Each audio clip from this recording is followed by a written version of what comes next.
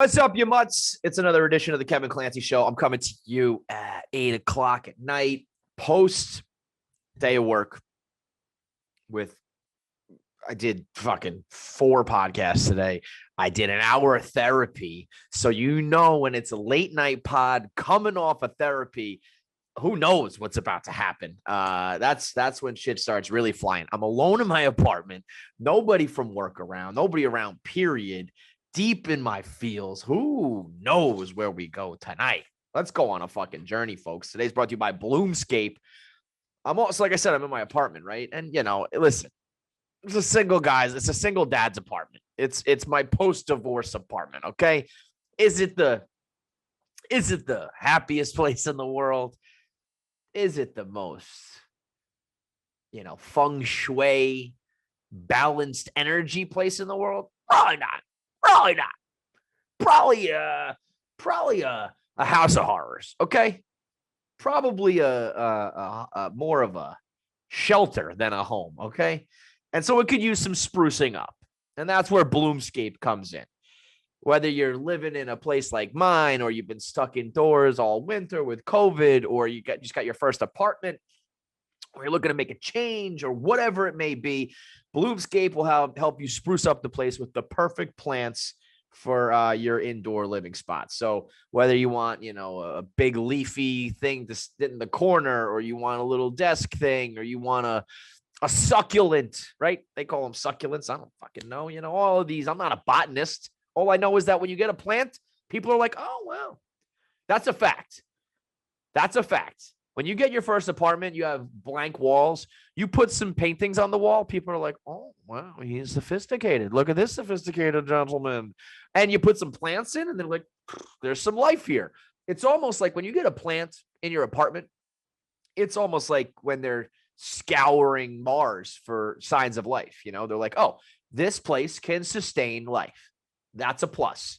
So you roll into someone's apartment, a guy or a girl you're hooking up with, or you host people, and they're like, okay, it's not a dead house of horrors. He's got a plant in the corner. It makes all the difference. It really does. And I'm sure there's all this shit about, all these studies that it's like actually is healthy and better for you or whatever. But it's also like, whether or not it's true, people believe it. So that's the name of the game, That's going to be a theme tonight, I feel like. Reality versus what people think. Who knows? So Bloomscape. They got young plants, a variety of young plants. They've got accessories, tools, supplies, everything you need to spruce up your place with some greenery and some life. And right now you can get 15% off your plant order of $100 or more when you go to bloomscape.com and use the promo code Clancy. That's bloomscape.com. Promo code Clancy. Get a 15% discount on your order of $100 or more. Today's episode, we've got an interview with Cal from Timeflies and Quinn XCII. Two of my favorite guys that I've ever met. Two of the best guys in the music industry. Cal is a dude who I've been friends with for a long time now. Quinn was one of the first people who led off the revamped Kevin Clancy show with an interview. So I'm always grateful to him. And it turns out, obviously, or not surprisingly so, that these two guys are friends out on the West Coast because they're normal. I cannot preach the mantra of be normal enough. I've got new merch coming, hoodies coming. I want to get tattoos. I want stickers. I want artwork. I want graffiti. Be normal is if I was Jesus or Moses, I don't know, who is it? Jesus gave you the commandments, but Moses can't. No. Yeah. Noah had the ark. Moses had the commandments. All these guys have their same fucking names. I would have come down that mountain with one tablet that has one fucking line that just says, be normal. That's it. We don't need all the other fucking commandments because they're all taken care of by be normal. Don't kill this person. Why? Because it's not normal. Don't fuck that person. Why? Because it's not normal. All the other shit about you can't say the Lord's name in vain. Fuck that. You can say whatever you want. Just be normal. And they're normal cats. Whether you be normal in the face of failure, be normal in the face of success, be normal with money, be normal when you're poor, be normal with guys, with girls, with love, with friends, with work. Just be fucking normal. It's so much. I can't believe that there are people who can't be normal. And not to say that you don't all have your slip ups and have your moments where you're not normal, you go crazy, whatever. But when you walk in a room, you scan the room, you take the temperature of the room, and you should know what to do. You know, you walk into a party and there's just people drinking wine and having conversations, like do the same thing. You walk into a party and people are fucking raging, go have at it. But you can't mix and match. You walk into a work function and people are being professional, be professional. You go somewhere and everyone's being social, be social. You're in a relationship where the person wants to fuck your brains out, you fuck their brains out. You're in a relationship where that's not the case. Be normal, read the room. I guess that kind of I'm gonna be all over the place. I can feel it. Oh fuck, I can feel it. Buckle up. Shit. We got 10 minutes and 10 topics. We got this interview coming, but buckle up.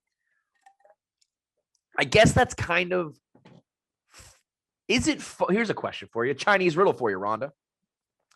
Is it phony to be normal? Because that means you got to kind of conform to every situation you're in. I feel like I'm very chameleon-esque, where it's like people are kind of like, be authentic. And I feel like I'm authentic, but I also am like, there's this authentic version of Kevin and this authentic version and this, I can give you whichever one. It is like being yourself and being true and authentic. Does that just mean like I'm one thing all the fucking time? Someone like Dave Portnoy is that way. I've only seen Dave behave one way, whether he's with his mom and dad or whether he's, at a party or whether he's talking to me, talking to the president. There's one Dave. That's very admirable, but I'm also like, that's fucking crazy to me. I feel like you got to be able to tailor yourself to certain scenarios, but is being that chameleon kind of phony? Is that fraudulent where it's like, well, wait a minute, I watched your video the other day where you said like, fuck this and fuck that. And now you're sitting here being like, all polite and, but I'm like, I don't know. I wear those different hats. I feel like, how many different like styles and personalities and kind of modes of behavior can you have before you start to become phony, before you start to become fake? I don't know. It's an interesting question, but I think being normal is when you know which version of yourself to apply. And I think everybody, even I was just saying, I just got out of therapy. I found a therapist who I like. I found a therapist who I podcast with. If I could get this fucking guy to let me just record our conversations and put them out, I think they'd be fascinating. Because I hate, like, we have these conversations where I'm like, I don't know, you fucking tell me. How about this? Let me throw this at you, pal, Mr. Doctor with a degree. What do you think about this? Where, well, yeah, sure. Yes, I agree with you there. But did you think about like this and that? And we have these like back and forth conversations more so than just like the nonsensey. And I call it nonsense. I don't want to talk down to anybody who does it the other way. But when it's just like, tell me your feelings and vent and blah, blah, blah, blah. But everybody, I think now is like talking so much and mental health things so much that everybody knows the fucking catchphrases now. How many girls have you heard recently say that some guy is a narcissist who gaslights? I mean, every fucking buddy who has gone through a breakup or doesn't like a guy says that he's narcissistic and he's gaslighting you. You guys, that's not possible that every fucking guy in every situation. I'm getting hot. I'm taking off my hoodie, which is the new Sherpa hoodie robe jacket. Hashtag SHRJ, the softest thing you'll ever wear in your life. Look at this inside with like the velour. Got the moon man on the inside. The black one's already been out, but we got the gray one coming out. And I don't know how, I don't know why, but the gray one is more comfortable. Gray is more comfortable than black. That's a scientific fact. Every girl's talking about a guy who's narcissistic and gaslighting. And it's like, well, when you think about like when you're breaking up with someone or in a relationship with somebody, when you're breaking up with someone specifically, it's because you have your way of thinking and living and dealing with things, right? It's not jiving with the other person. So that's going to come across as narcissistic, That's going to be like, oh, you're just thinking about yourself and it's all about you. And it's like, well, that's kind of what a breakup is. Yeah. We tried to be compatible. It's not working. So I am telling you based on my opinions and feelings, and that's what matters to me right now. And in the long run, you ain't going to work. So I guess that's kind of narcissistic. I don't know. That's just how it fucking works in a relationship, where you tell somebody what you believe in and what you want and you think, and it's you. It's like, well, yeah, I don't know. I guess that's going to be narcissistic. And the whole gaslighting thing is just like, well, I don't know. You're either the chick is crazy or the person is crazy or the other person in the relationship is making it up. I feel like I have my examples where like, yeah, no, you were fucking crazy. And I'm sure there are some examples where I was exaggerating it and making too much of it. And you call that gaslighting, but I don't know. These are the catchphrases and the terms that we learn when we're talking and learning. It's like, as good as mental health is, I think you can have like too much. It's like a paralysis by analysis, I guess. It's like where you're like, you have too much information and too much knowledge, where you start to think too much and act too much and you think you're smarter than you are. And it's like, just fucking be normal. Just take a step back, look at the big picture and be like, be normal. Yeah.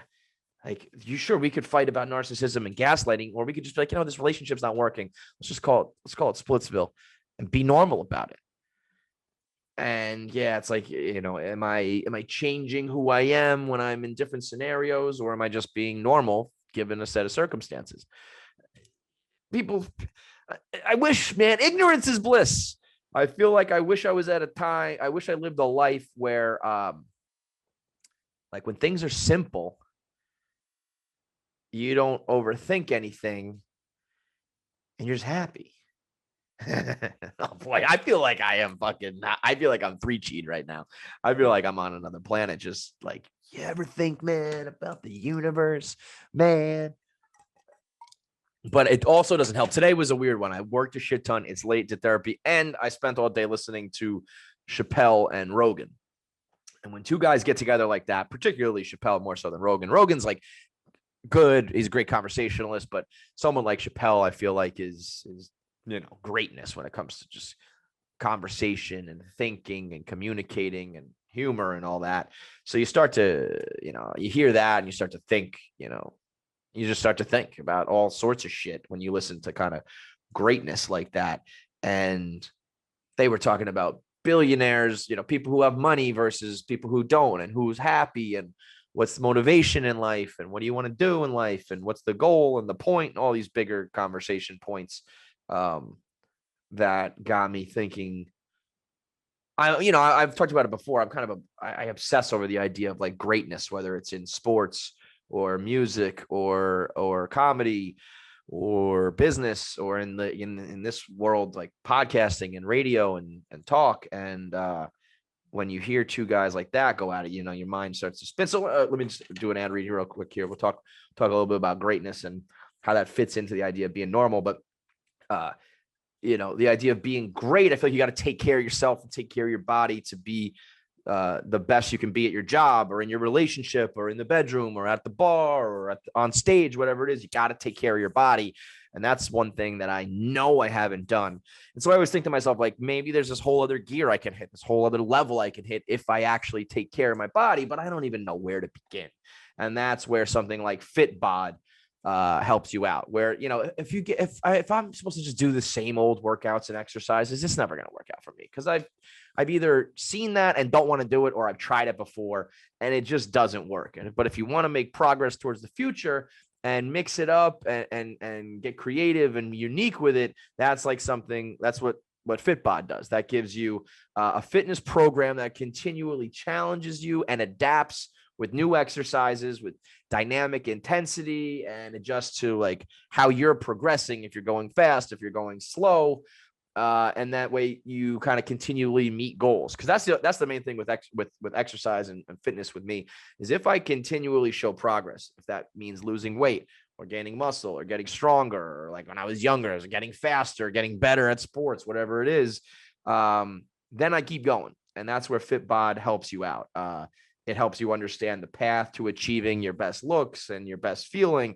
It helps you, maintain that and stay on it.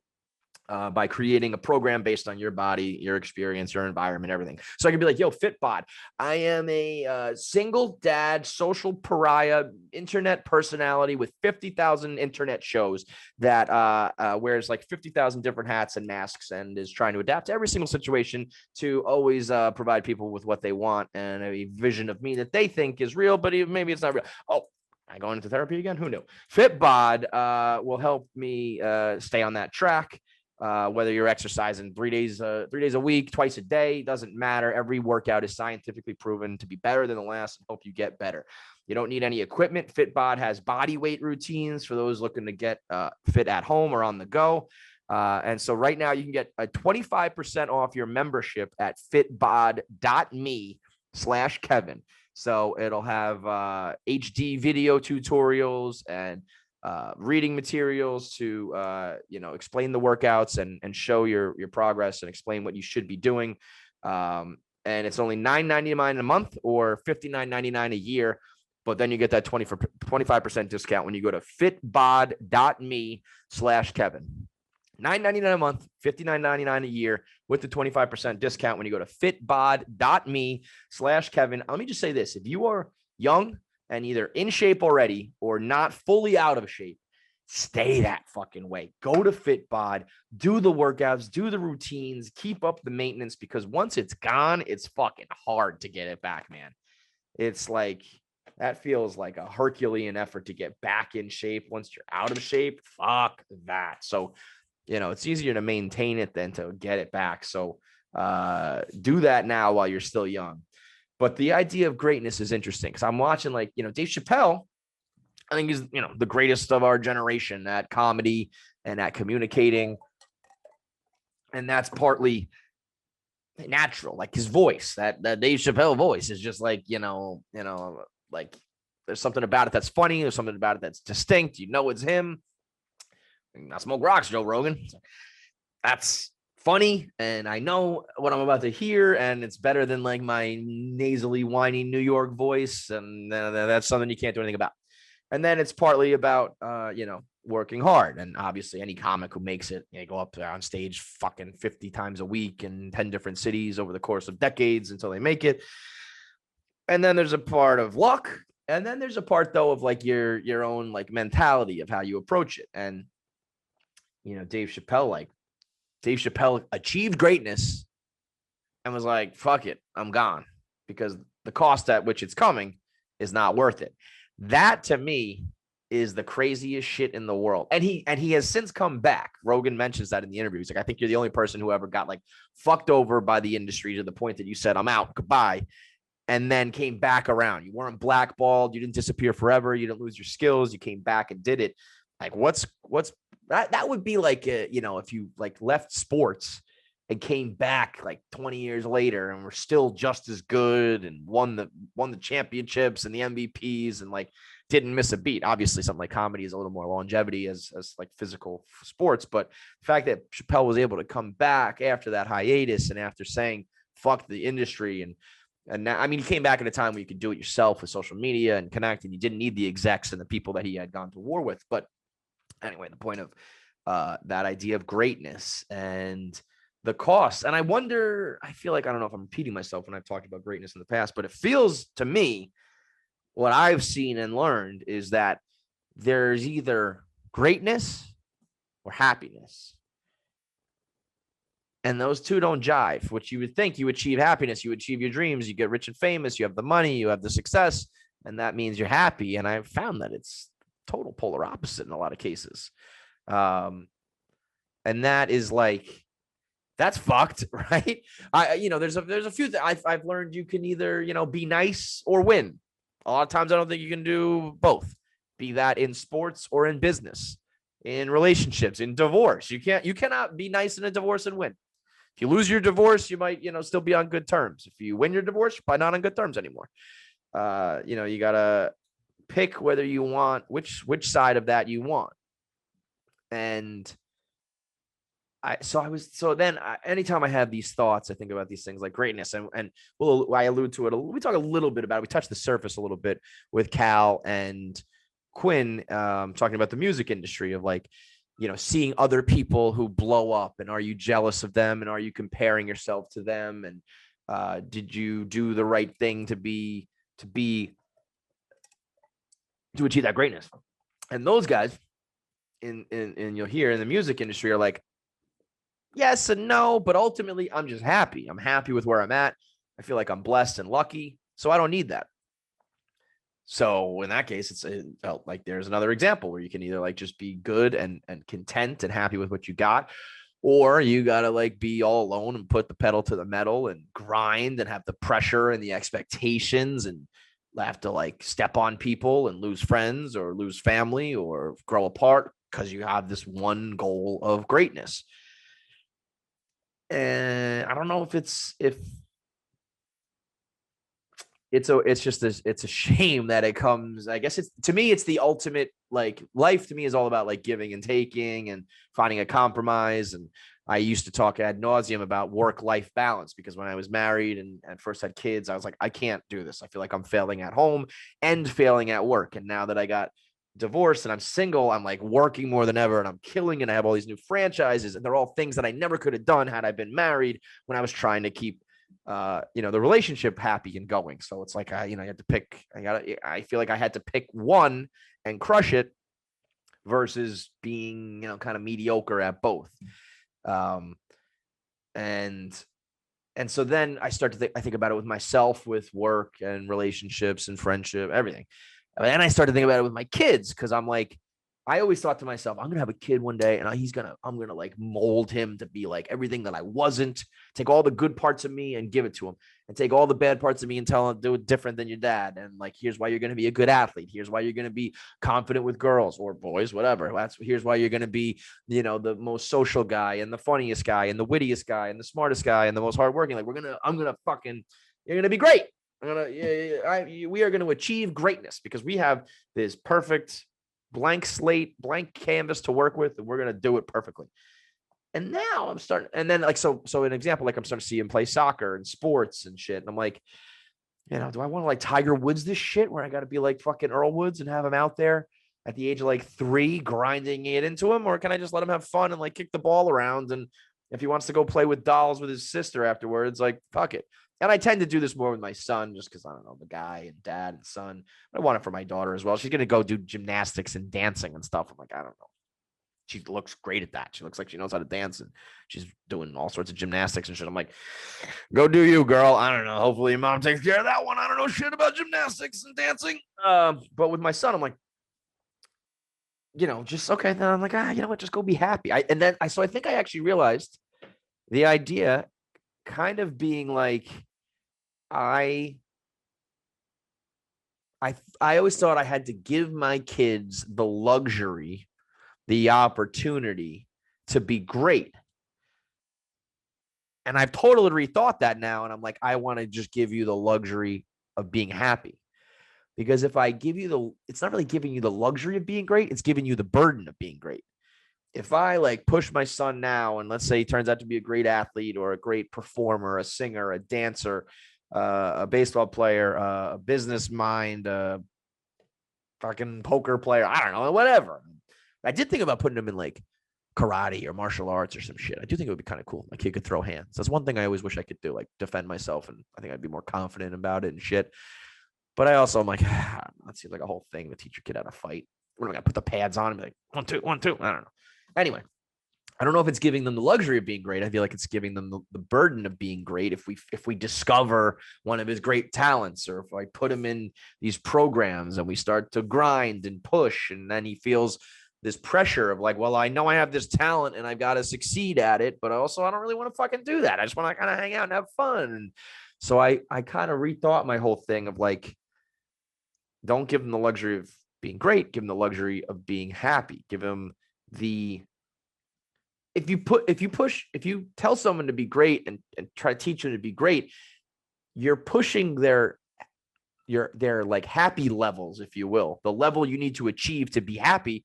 You're putting way fucking high by being like, yo, kid, you can sling that. You can throw that ball. You got to be a baseball player.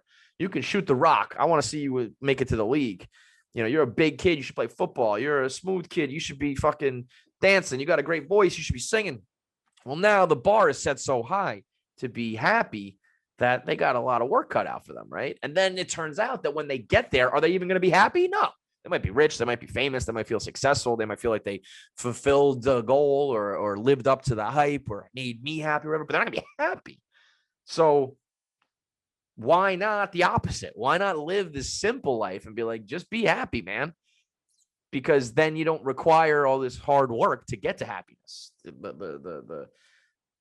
You don't need greatness to be happy, and you don't have to put in this astronomical amount of work to get there, which might not even result in the happiness. I'd rather just be like, yeah, you know what you should be doing? Like, you know what the main goal in life is, Keegan? Like, I don't know, just fucking laughing every day and like being good to your sister. And then when he's, it's easy peasy. You do that and he's like, well, I'm happy because that's what happy is. It just seems like a simpler life, a happier life, an easier life. Where, like sometimes I'm so, from a work point of view and a fulfillment point of view, a fun, like exercise of my mind and creative point of view, I'm like so happy and blessed and thrilled to be like working the way I am in the field that I am, where I can do this shit. But also part of me is like, man, sometimes I wish I was just like, what if I was just fucking grew up on a farm and the only thing I needed to be happy was like the family I had, and like I don't know, I'm gonna milk the cows and fucking pick the eggs, I don't know what it's called, and then I'm just good to go. And that fucking, the brain of mine and the chemicals and all those things that we're all learning in mental health fucking class and therapy about what actually makes you happy physically, what's going on like chemically to make you happy, all of that shit would be firing, because that's just, I live this simple life, kind of this ignorance is bliss. I don't need anything else. God, that would be fucking sick. I think that's why there's like that Office Space imagery of Peter when he leaves the corporate world and he just wants to do construction. Like, there's just something cool about it. You're working with the guys and you're just like digging a hole, building something, breaking something, all in a day's work, and you're happy. That to me, versus like, all right, I got these franchises that I work, these comedy things. I make people laugh and it's awesome, but I got to do a video and 2 podcasts, 3 podcasts, another show, sell this merch and buy that and all these things. It's like, cool, but it's also now a fucking lot to. Now I have made my bed where it's like I have set the level that I need to be happy at really fucking high. It's like there are guys who couldn't give a fuck about what I think makes you successful, makes you happy, makes you cool, makes you, satisfied. And they're like so much, happier than I am or anybody else is who is like grinding or working hard hard at something they can't really achieve. I guess it boils down to that, like set people up for success, whether it's your kids or yourself or your friends. It's like, you can't have these wild, unattainable goals if you're not going to be happy when you don't meet them, and also just kind of like doing, what you want to do. Like I'm looking like kind of like a example of it, I guess, is Ben Affleck and J-Lo, right? They get back together. You know why? Because they probably just fuck each other's brains out and hang out with each other. They're comfortable as shit, I bet. I bet they're both the best sex of each other's lives, the most fun they've ever had in a relationship. The best sex that Ben gets, and then, he treats her the way that she's always wanted to be treated, and everybody's happy, everyone's good. But of course, there's, they're 2 celebrities. It doesn't work. So they could never be together for the last 20 years, whatever it is. And they finally just said, like, fuck it. I don't care. I don't care that we're not compatible. I don't care that we're toxic. I don't care what the public thinks. I don't care about, what went wrong in the last time. I'm just going to fucking do it. I'm going to do what I want to do. And it's what you want to do. And we're going to go do it in Montana together. And we don't give a fuck what anybody else thinks. It's kind of inspiring in the sense of like, if you think there's something that you don't, and I'll talk a little bit more about Ben Affleck and Jennifer Lopez in a second when we do 10 topics, 10 minutes. But that to me is one of the ultimate signs of like, we don't give a shit what anybody thinks anymore. Whether it's the paparazzi or our inner circles or our PR or our families, like, here's why it didn't work. Here's why we broke up. But also, here's where it fucking is awesome. And it might last 2 days, might last 2 weeks, 2 months, 2 years, who knows? But what's cool about it is being like 15, 20 years later, being like, fucking, I'm going to do it. Because sometimes you feel like, you with a job or a relationship or a life goal or something, it's got to happen like now or within a couple of years, or it's gone forever. The door is closed or that ship has sailed. That person moves on, whatever. And maybe in some cases it does. Maybe in some cases it feels that way. And then maybe in some cases, like 15 years later, you get another shot at it. Where it's like, whether it's like, yeah, we're going to go to Montana and fuck each other. Or like, yeah, I'm going to go start that business that I wanted to do, or go back to school, or shut everything down. Pull a Chappelle. Like Chappelle kind of did what I'm talking about, where it's like, all right, I did the greatness. I achieved it. I'm fucking good enough. I'm more than good enough. I blew it out of the water and achieved a whole new level of great. And it's not working, not making me happy. So fuck it. I'm done. Leave the money. Leave, and I'm sure it's not easy when it's like there are people whose jobs were at stake and their happiness and their money. And he was just like, that to me is what I struggle with, where it's like, that's kind of selfish, right? I do like 50,000 shows at Barstool. And a lot of times it's like, well, because this person produces it and that salesperson sells it, and we've got like sponsors who rely on it. And I'm like, I can't stop now. And I already added to my plate. Can't take it away now. But I find it very interesting when like people in their normal walks of life, me with my podcast or like, raising my kids, like two things that are just like, it's not that big of a deal. And you got people who are like, Dave Chappelle walked away from a fucking $1 trillion show, or people who like cancel a world tour. Sometimes I'm like, I'm like losing my mind. I'm so stressed. I got to do this podcast at Friday Night Pints. There's no way I can. We got a sponsor this week. It's Friday Night Pints. I'm like, I can't cancel it. And you got like, Justin Bieber being like, I'm fucking going down a bad path. I'm like addicted to drugs or whatever. I'm losing my way. The whole world tour is canceled. There's something in my mind selfish about that, but there's something crazy admirable about it, where you're just like, I don't care, because I thought it was going to bring me all the happiness in the world and I was going to be the best and it was going to be satisfying, and it's not, or it's not working, or it's tearing me down. So I'm not going to fucking do it. I don't know where that falls in the be normal spectrum. Part of the be normal would be like, just do your fucking job. Part of the be normal is like, well, if this is making you fucking miserable, why would you do it? And that's where you got to find the balance and be an adult and worry about other people to some extent, but worry about yourself. Can you just grab your J-Lo, whether that's a actual girl or guy, or whether it's your job, or whether it's some dangling carrot? Can you grab it and go to Montana? Or is that selfish? Is that wrong? Is that childish and immature? Is that ideal? Like a lot of these things I'm talking about is ideological, where it's like, yeah, that's not the real world. You got bills to pay and responsibility to take care of. And like, no, you can't just do what you want to do. Or can you? Or can you just be like, I don't fucking care about that, man. Sorry. Like, figure out your sales, figure out your commission, figure out your job. Like, it ain't my concern. I always feel it overwhelming burden to like, and maybe that's part of why I'm always trying to be normal in all the circumstances. All right, I'm here. What do you want me to be? I'm here. How do you want me to act? What do you need from me? What do you expect from me? I'll do all that, rather than just being like, I'm going to do whatever the fuck I want in all of these different situations.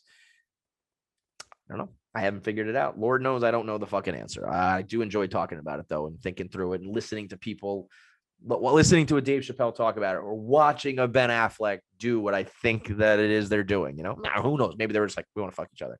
But part of me feels like that's a bigger thing, where it's like, I fucked it up 15 years ago and I've been chasing after something I couldn't, I was never going to achieve, and we're going to do it again now. So yeah, I don't know. Those are my fucking thoughts for today. That's my Mr. Rogers for the day. Be normal, or maybe not. Do it because it makes you happy and keeps you sane. Or maybe that's fucking bullshit and you got to just keep grinding and paying your bills and taking care of your responsibility until you're dead. I don't fucking know. 10 topics in 10 minutes today is brought to you by Mizzen and Maine. Summer is here. Well, not here. It's on the way. And I am a sweaty dude. If you've been watching KFC radio, I mean, right now I'm in my apartment. I got the AC at 63. It's perfect. I was wearing the sweatshirt before. I was like, I'm in like this frozen tundra. It's amazing. I go to work. I'm recording in the studio. It's a goddamn coffin. no windows, no airflow. And I got everyone being like, it's cold in the office because I'm sitting here fucking screaming and yelling and talking and pouring my heart out. So I'm flushed and I'm red and I'm sweating. And so I'm a sweaty guy, especially at the office because they put it 72. 72 indoors, especially once the spring is here, is fucking insanity. 68. 60 fucking 8. I'm actually considering going around and buying space heaters for all the people in the office, the girls who are cold, and being like, here's your space heater. I get to control the fucking temperature now. How about that? Fair? Here's a blanket and a space heater. I'm putting it down to 59 degrees. So I'm going to do that. And I'm also going to go get Mizzen in Maine because Mizzen in Maine has comfortable clothing that's all moisture wicking and soft materials that don't sweat, that aren't heavy, that aren't hot, and keeps you dry. And they dry quick if you do sweat. So you're not gonna have any stains. You're not gonna be trapping in that heat. And all of it is quality, stylish stuff. They just got new short sleeve shirts in that are super lightweight, easy to pack, easy to fold, easy to wash and dry, easy to wear, fits on your body, nice and easy. They've got everything from, dress shirts to performance gear. It doesn't, you don't always, for a guy like me, I'm always like, comfort first, right? That doesn't mean you have to be in sweatpants. That doesn't mean you have to look like a bum. You can wear a modern fit, modern tailored clothing that looks sharp and you can wear to the office or wear to the party or the date and still be comfortable at the same time. So dress shirts that are comfortable out of premium materials that perform, that also feel good and look sharp. I mean, you can't lose. So go to Mizzen and Maine. That's Mizzen and Maine.com. Use code Clancy and get 15% off this entire first order. All the shirts you want, the short sleeve, the long sleeve, the moisture wicking, the collar, the button ups, everything where you'll look good, feel good, won't sweat, and you won't spend an arm and a leg. So go to mizzenandmaine.com. Code Clancy for 15% off your first order. 10 topics, 10 minutes. Let's do it. 10 topics, 10 minutes for the week of May 12th, where we break down the biggest stories of the week in 60 seconds or less. Topic number 1, Bennifer is back. Ben Affleck and J-Lo were seen together in Yellowstone National Park in Montana just 2 weeks after being spotted together in the Dominican Republic. So safe to say that their love has been rekindled. Myself, I am more of a J-Lo and Puffy kind of guy. Puff Daddy and J-Lo to me were the pinnacle of celebrity couples. But if I can't have them, I'll take Bennifer. Think about it. When they broke up, J-Lo went with A-Rod, and she became like this nerdy, weird couple, and Ben Affleck's got his dragon tattoo on his back, and he's spilling his Dunkin' Donuts. These two need each other. They've been separated for like 15, 20 years, and they still got that itch for each other. Reports said that Ben Affleck started emailing her like during the winter, like writing love letters to her saying how much he missed her. So we all thought that this materialized quickly. Turns out it's been in the works for a little while. So he breaks up with Ana de Armas. She breaks up with A-Rod. And what do you know? They're back together, and they're doing that perfect thing where you're a couple who gets back together and ignores all the red flags, and you just fuck each other and have fun. Enjoy it, Bennifer. Topic number 2, Matthew Perry.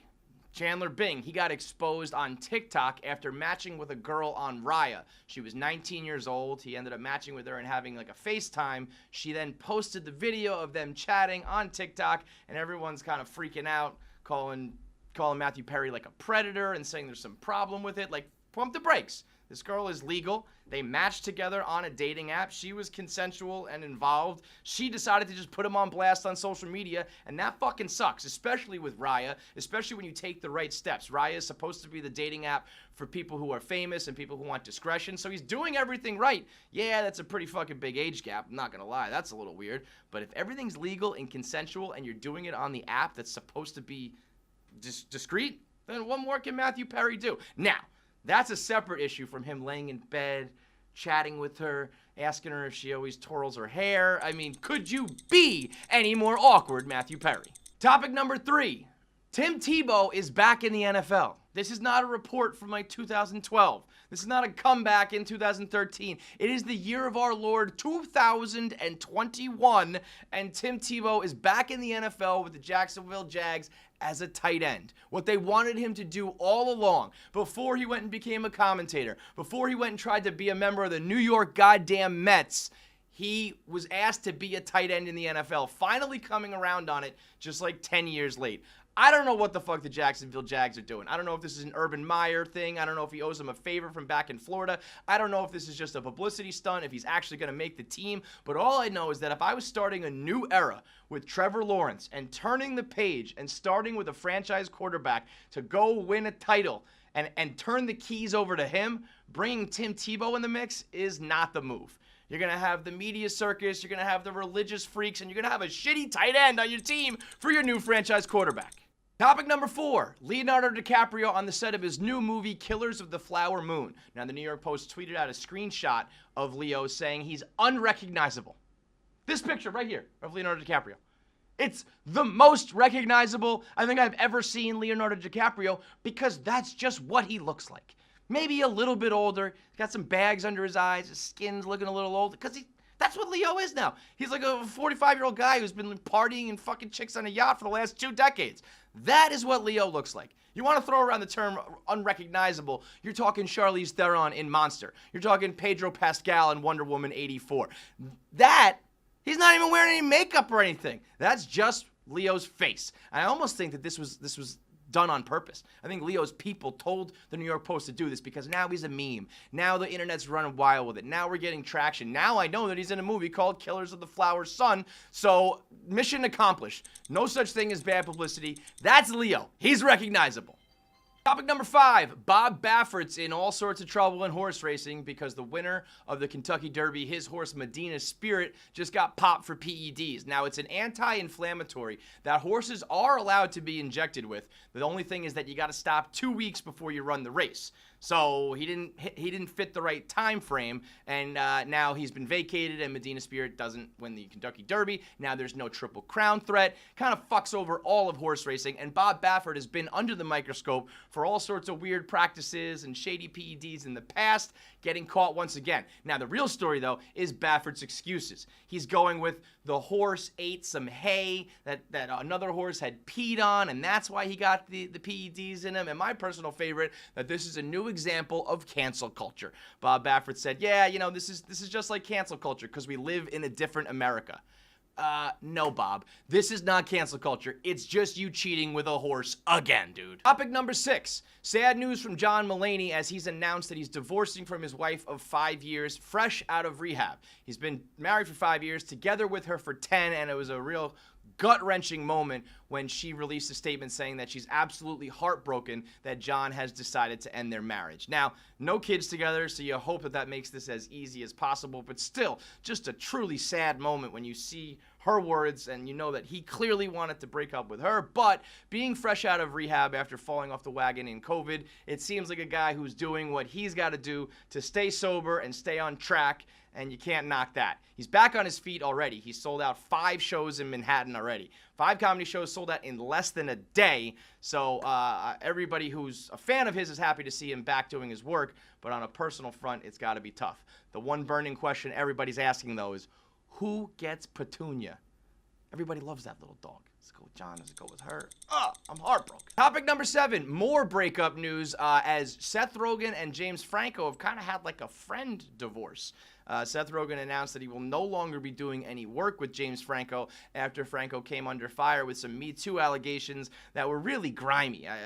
He was talking about having girls come on and audition for him where they would do like sex scenes and just a real like abuse of power that we saw running rampant in Hollywood in a classic Me Too case. Seth Rogen said, just because the guy is my friend doesn't mean I'm going to just blindly ignore any accusations of abuse, which I think is one of the more admirable things we've heard throughout this entire Me Too era. Seth Rogen, stand-up guy, killing it in the weed game, killing it in the pottery game, an all-time movie star legend, and now clearly just being a stand-up guy, not necessarily turning a blind eye to victims and any inappropriate behavior just because you roll with the guy. It's sad from a fan point of view because those guys make unbelievable work together, but some things are more important than funny comedies. Topic number 8, more depressing news as my childhood is basically ruined. Kenny Mayne is leaving ESPN. one of the original OG hysterical SportsCenter anchors. It's pretty much official. There's like nobody left from the old guard. When I was growing up, Kenny Mayne had the most electric catchphrases. I am king of the diamond. Bring me all the finest meats and cheeses available. Or that classic smooth, it's never iffy if it's griffy. They don't make them like they used to. The mothership now, no personality, no memorable characters, no duos with chemistry. It used to be one of the most electric things on TV, and now it's a bunch of rotating cast members. And Kenny Mayne tweeting out that it's a cap casualty, that this is just a money issue, man. Come on. Everyone else, you're just plugging people in. It's just a rotating cast of people we don't know, and you can't pony up some money for Kenny Mayne? Come on. He's an absolute legend of the game. Pay him his money. Topic number 9. Saturday night, Canelo Alvarez won his fight against Billy Joe Saunders, and in the days after the fight, we learned it was because of a quadrupod fracture to his orbital bones, aka his whole fucking face was broken. Canelo Alvarez caved the dude's face in. Now, Billy Joe Saunders' comments before the fight, he said he would have to die before he threw in the towel. He was criticizing other fighters in the past who gave up. But when you got your whole fucking face broken and you got to go back out there and let Canelo Alvarez continue to hit you, I mean, I don't know. I know these guys are gladiators, but there's no shame in that game throwing in the towel when a dude has literally broken your face. Plus, not to mention, this fight was over from the jump. Those entrances, oh my God. I don't know what Billy Joe was thinking with that song he came out to. But Canelo with the mariachi band and the robe and the teal gloves and the song and that entrance, most electric thing I've seen in fighting in years. That fight was over before it started.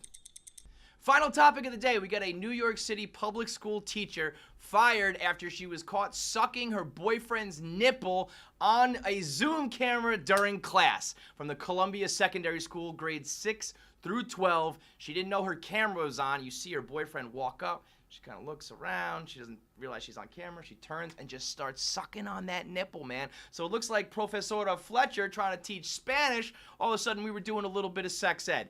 I mean, you can't even imagine what these kids are learning on Zoom classes these days. The amount of people who have fucked up. We got the CNN guy who got caught jerking off. We got the teacher who's sucking nipples. We got people forgetting their cameras are on left and right. You're probably learning all sorts of things as a 13, 14, 15-year-old kid. Like, Mommy, Daddy, why was my Spanish teacher sucking some dude's nipple? Well, honey, it's a little something called foreplay. It's a little something called erogenous erotic zones that get you going. I mean, Jiminy fucking cricket. Where was that when I was a kid?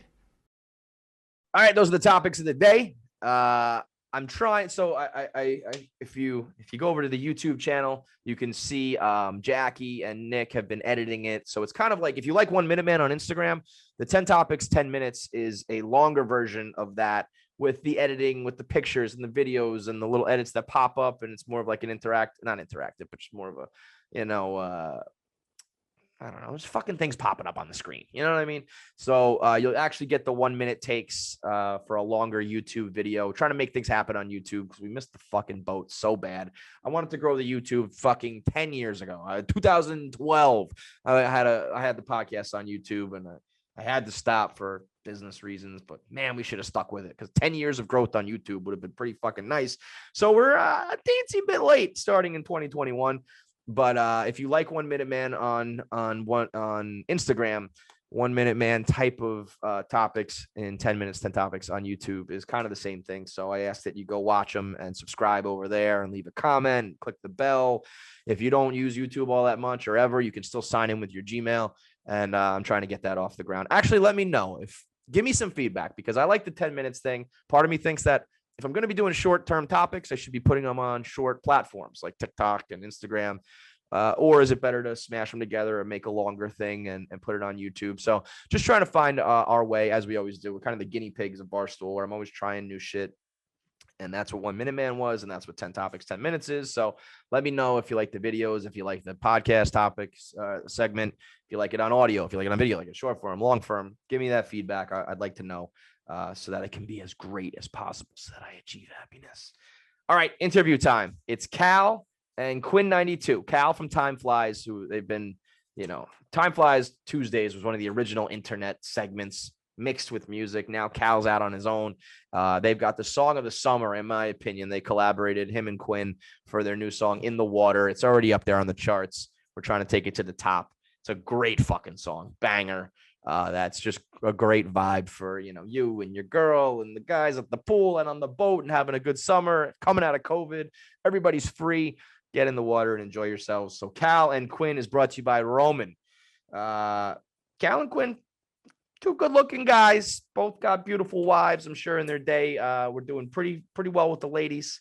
And I feel like that's where Roman comes in when you want to make sure you're your best in your bedroom and the best guy you can be to land a beautiful girl like these guys did.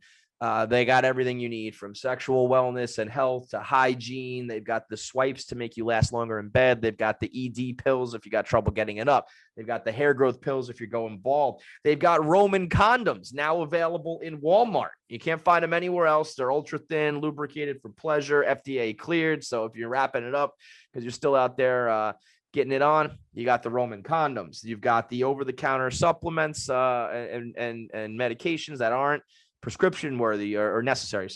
That's the Roman swipes to help you last longer in bed. They've got the vitamins and nutrients that you can take every day for your skin to be clear and your body to be healthy.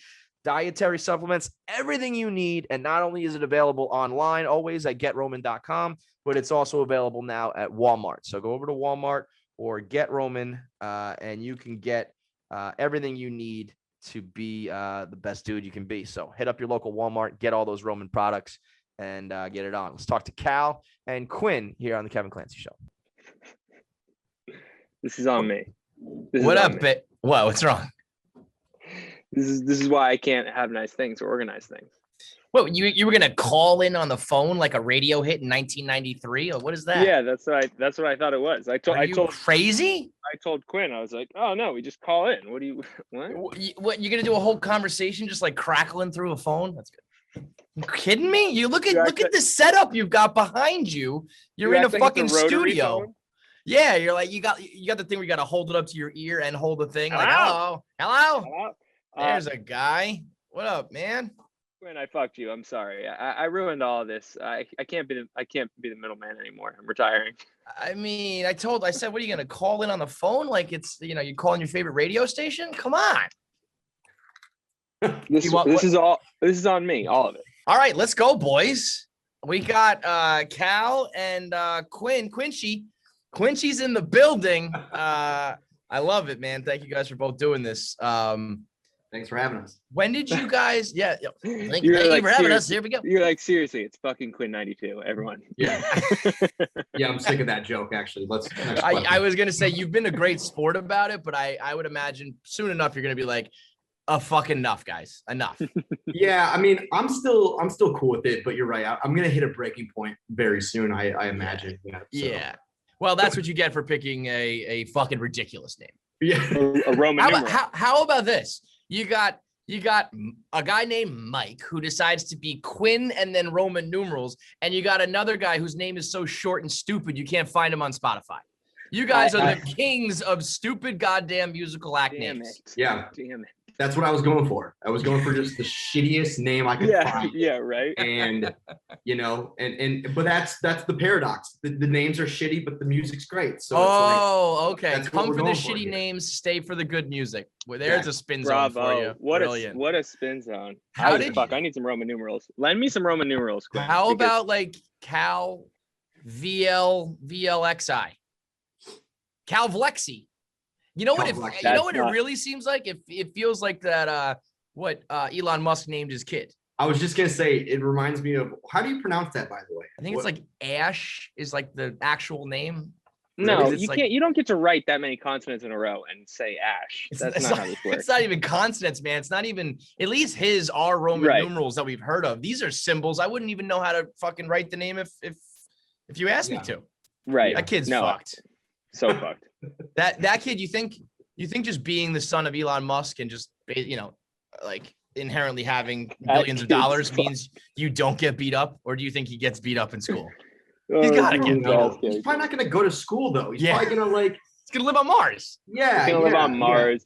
His parents are gonna be so rich. All his friends' parents are gonna be so rich from Dogecoin. They're gonna be like, you treat that alien named kid with respect. Would you rather be like, no, I'm not saying like dirt poor, but let's say you grow up like struggling or you are Ash XCI 12, whatever the fucking guy is, and we're I like and how we're, he's just turned into Quinn 92. Quinn, Like, yeah. oh, you know Elon Musk's kid. Ash 92. Or be that kid who's like, yeah, you're rich, but yeah, he's gonna be a weirdo and he's gonna be like ostracized. You still want to be the rich kid? 100% Elon Musk is my dad. Yeah, I know. You're right. Yeah. I'm trying to think outside the box, but at the end of the day, when you're like, yeah, bro, I have a spaceship, I think that's probably the better bet. Oh Yeah. I mean, you're not gonna see him a lot, but I do think the two things I like about you guys, or what I like about both of you, I should say, is that you're normal.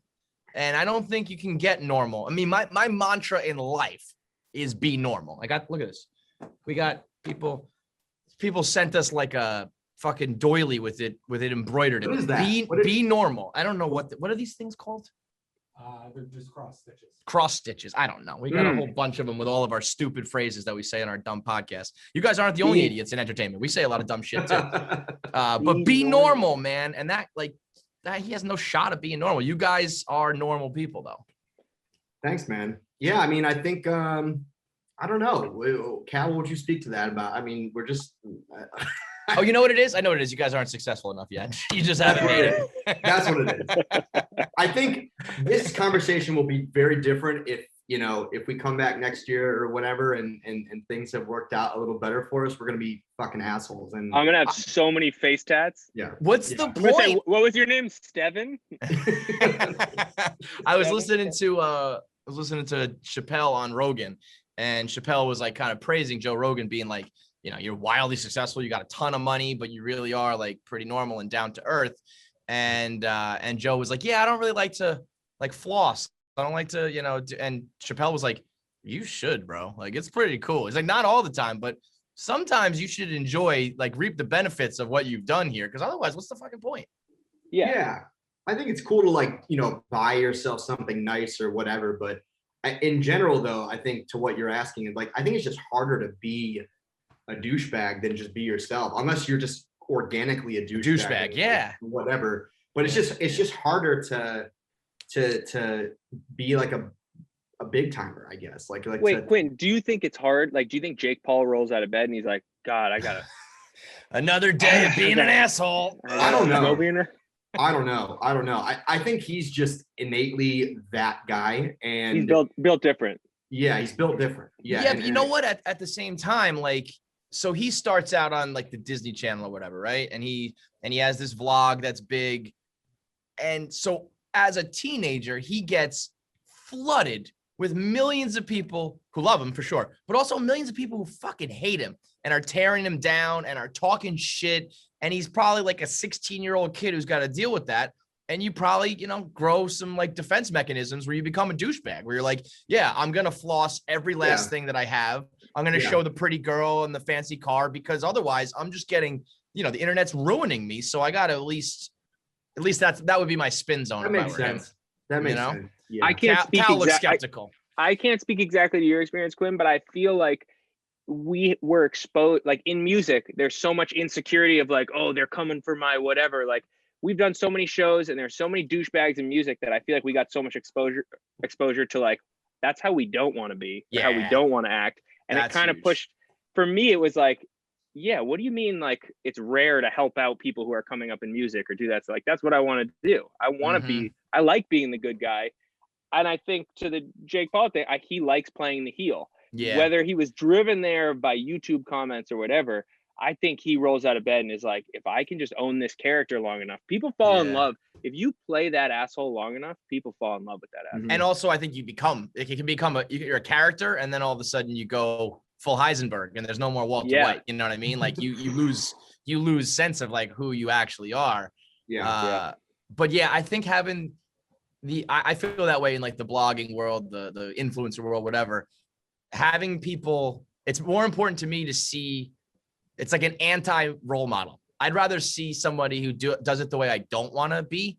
And then I'm like, all right, I know exactly how not to be, as opposed to, because you know what? It's also hard. It's like, okay, I want to be like Joe Rogan. It's like, well, that's fucking, you can't just snap your fingers and be like that. You know what I mean? Yeah. But I can fully avoid what I don't want to be. So I think that's a huge way to stay normal, is like avoid what you don't want to be. Yeah, I like that. That's easier. It's easier to avoid what you don't, like you just said, what you're not trying to do versus shooting for something that is just not Might not be. Yeah. Right. Did you right. guys, how did you link up? Is that just is that how it happened? You guys are in the music scene, you're both kind of normal and you link up, or have you been friends for a while? There's a text group of us normies. Yeah, we just a monthly meeting with the normal people. Yeah. It's called Normal People, and it's all normal musicians in a group chat, and we all play bocce ball on the weekends. And I love that somebody blows up too big and you kick him out. Like, this guy went fucking diamond. He's out of here. Right. And slowly the group chat gets thinner because everyone starts to sell out. And it's just you two. It's just you guys. And now it's just us in the group chat. Yeah. I've always known of Cal. I've always known of growing up, Timeflies was something I was always seeing on music blogs. And that was back in the day when blogs were kind of the Spotify. I love that era. I know. Me too. Dude, I miss it. I miss it so much. I really miss, that was just like a golden era for like college musicians, like kids in college who were like, particularly like white kids that we all kind of like could associate with, like these kids with the Mac Millers and the Asher Ross of the world, like kind of got this like bravery to like, oh shit, like I could maybe do this music stuff if enough people are like fucking with it. And so again, one of those first sort of like, I'll even say pioneers of that scene was like Timeflies. And so like Timeflies Tuesday, man. I hype him up every time I see him. I'm like, start it again. Do it again, you dumb asshole. You should. Yeah, no. So you were that's like you were just listening to his music and doing through that. I was just a fan. And we played a show together. But I was gonna say, but like me being a fan, I never like reached out and was like, hey dude, like I'm an aspiring musician, let's link up. Like that's not how it happened. We actually later played a show and I opened up for him at Central Michigan. We didn't even say hi to each other then. I was just like nervous. I didn't want to like, I was the Cal was like, fuck this Quinn guy. Yeah. Cal's got like shades on. He's like taking pictures of girls. Like my mom and dad were there. Like, it was just not the same vibe. Yeah. That's funny. That's a great story. And then years later, I mean, again, so it's weird. Like we didn't communicate then, but then it wasn't until I moved out to LA. Cal had already been out there. And we were in a van going, this sounds super bougie, so disregard all the normal guy stuff. We were in a van shuttling us to the Chainsmokers Grammy party. And in the van, there was like 5 people. I know, I feel like an asshole for saying that. Not too shabby. I look over and I'm like, oh, I think that's like, I say to myself, I'm like, I think that's Cal. And I just introduced myself and we had a very brief exchange, but throughout that night, we were talking a little bit, and I think we may have got each other's numbers or whatever. Did you sleep with him on the first night, Cal? Yeah. No, I'm a big like save some for the next night kind of guy. Yeah, you gotta leave him wanting more, you know. Yeah, 100%. 3/4 hand job, a little bit more. Like I'm just not. Little OTPHJ. Western grip, let the thumb roll. You know, I know how to keep him coming back. But then it wasn't until a night you were hosting a silent disco, which I was very skeptical of. Mm-hmm. I was very much like, exactly. That was my. It's literally. I mean, I feel like everyone knows about these things, but I'm happy you don't know because I would love to explain it for you. It's when a DJ. I mean, it's like you're going out and there's a DJ, but everyone has headphones on. Headphones, right? Okay. The music's only going through headphones, so. If you take your headphones off, it's a really jarring experience because it's just like silent people. Like that's weird. Yeah, right. If you see that from a distance, I'd be like, yeah, I'm out of here. I don't know what the fuck is going on. So my only exposure was I had seen it in Santa Monica on like 3rd Street. There was a silent disco and a DJ and these kids just like wilding out. And I was like, I hate all these. I hate all these kids. I hate everyone here. So when I got hit up about going to this, I was like, oh, do I want to be in that situation? One of the most fun parties I've ever been to in my life. That definitely feels like one of those things that I would be like my classic asshole East Coast New Yorker, like this is fucking stupid and lame. And then it's like actually one of the more fun things you can do if you just buy it. It did help. It did help that Quinn had like fire DJ. There was one doing hip hop on like the red headphones, one doing like bangers on the green headphones you could switch between, so people were it was That's dope. but that's when we really like clicked and started hitting it off, and I gave him a little more, you know. I get it. We really hooked up that night. Yeah. Yeah, I Yeah. mean, to that era of mixtapes and blogs and all that shit. Do you think that you would like it? Like that was perfect for you guys because you just wanted to get your music out there. But also that era was like, I mean, I didn't pay for a fucking thing for music for like a decade. It was all illegal downloads and Share Beast and all those But sites. here was my biggest issue with that, and I think the music industry found this, was that it wasn't that people didn't necessarily want to pay for music. They wanted to get like I don't need the whole album. I don't need to spend $18.99. I want the annoying thing during that era was like, how the fuck do I get this song on my phone? Yes. Like there were so many songs on blogs where I was like, how can I just play it? Did you ever do YouTube to MP3? Oh, dude, when that got pinched, when they finally caught up with that, I was some real like college hacker shit. Like I thought I was like breaking into Facebook or something. Like knuckle crack and just when the first time that I hit like convert and it was like this is playback is no longer valid, whatever it was, I was like, oh no, they've caught on, they figured it out. Yeah. But to Cal's point, that was the I mean for the musician, for like a broke college kid, it was great because and also platforms like SoundCloud where you could just freely upload your music and then hopefully a blog would post it.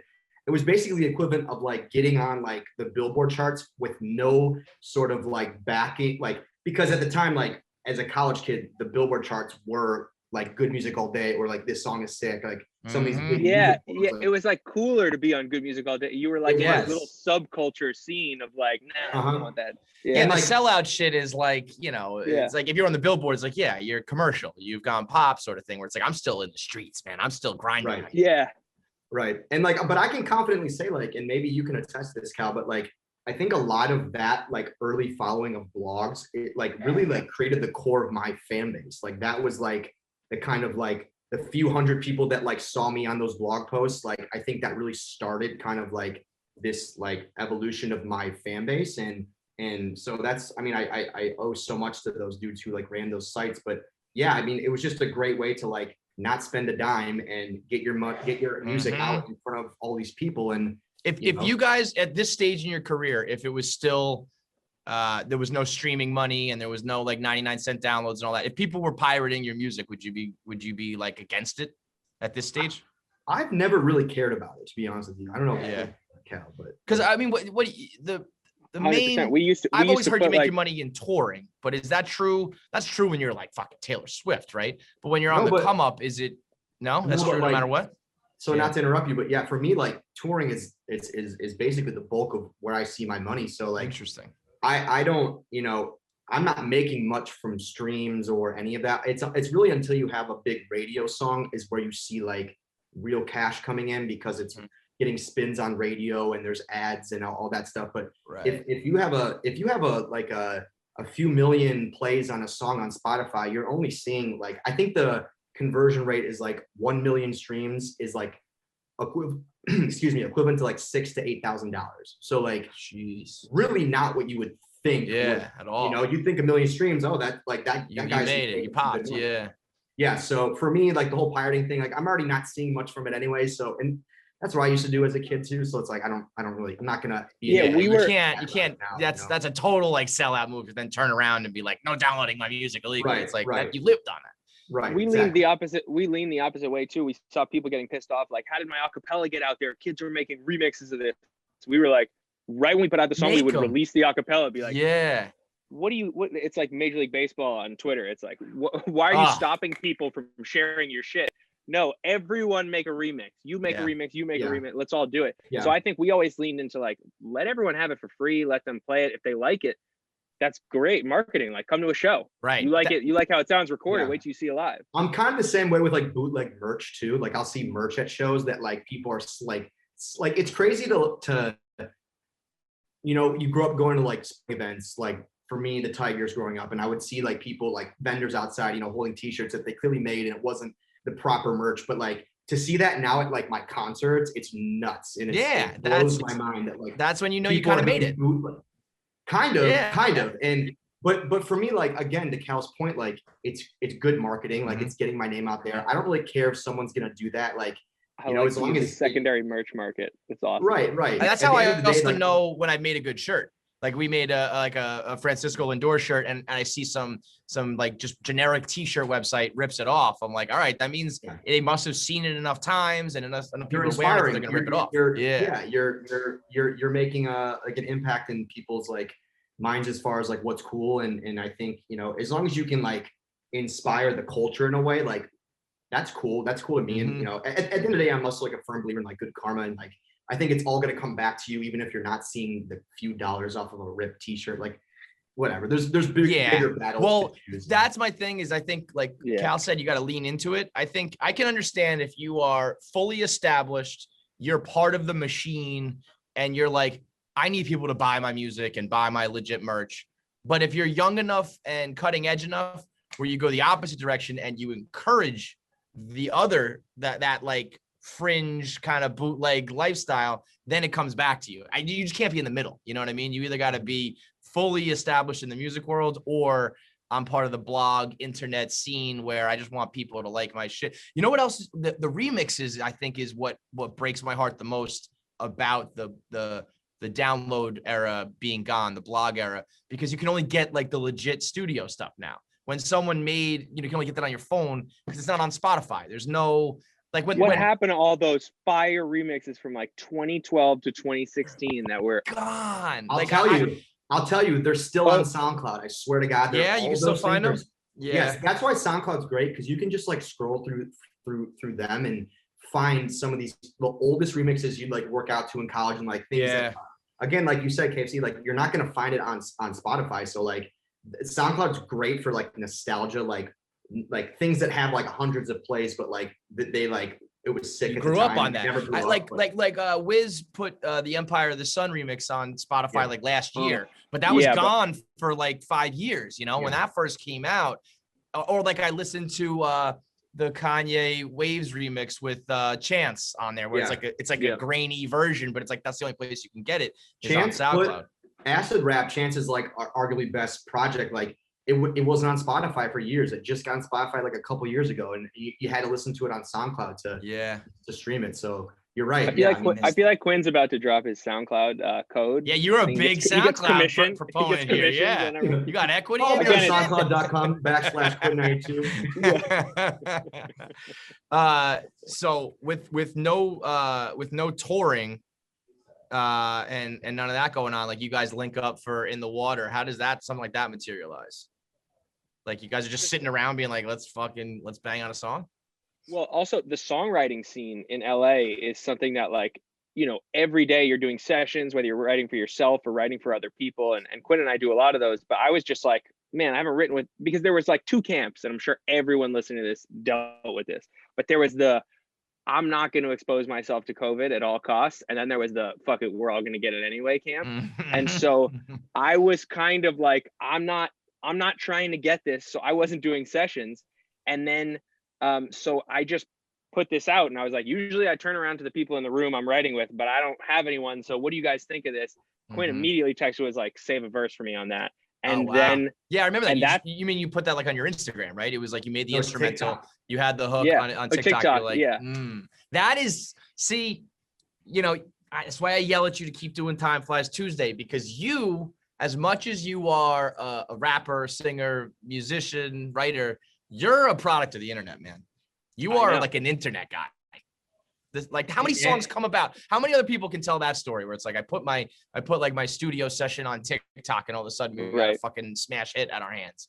You're an internet nerd, dude. It's kind of like Cal gets the internet too, and I feel like I have I don't think I get it as much as he does, but I think it's one of the blessings and curses of like understanding how it works and like meme culture, because when you do. And for me, it's like I try not to like stay on it so much, because just for like mental health reasons, I'm just not trying to like scroll today. Smart. But then it's like I kind of know what could work, and so I'm like, fuck, like yeah, I don't want Dude, to you're so good. You're so good at it. When I hear you say, I feel like I try too hard now because I know what some of the things are where I'm like which one, A or B? Suggest in the comments. Then I'm like, look, like a day later, I'm like, ooh, I hate myself. That one. But yours are so like It's got to come natural.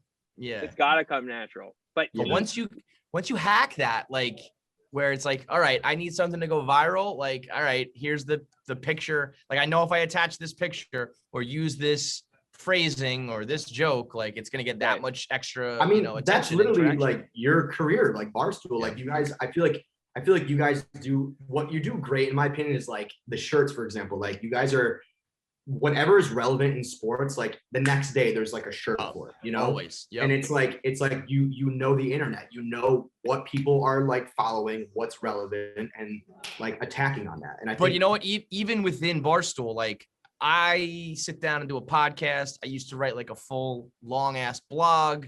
I'll do these videos. And then in our company, there are like the social media people who are like, they know the fucking SpongeBob meme to use. They know the ones that was like, Bay come over and there's a picture of the kid running, like all these little trends that it's like, okay, I'll put out the work and then I need you to attach it to like whatever the new meme is. And that's how you grow followers and all that shit. Yeah. I can't keep up anymore. I used to be like cutting edge with that shit. And dude, now you I'm have like the what's leading the meme? video series on the internet Yes, right now with Minuteman. listen, it's doing well. Yes, it's doing well. Yeah. But that's just because I fucking press record and rant like an asshole. You're if I doing needed, the self-deprecating thing that we all do. It's dope. It is, Yeah, but I know, this is- I got to You're give being credit to the modest. people, the guys who edit and put in like the right I want to give pictures and a big references. shout out to everyone behind the scenes who's really been plugging. It's their segment. they write the caption, they do the edit. I mean, it is, yeah. What do you want me to say? Yeah, it's fucking me. It's all me, okay? I'm the 1 minute man. King Kong ain't got shit on me, man. yeah, but back to the song. Yeah, in the water.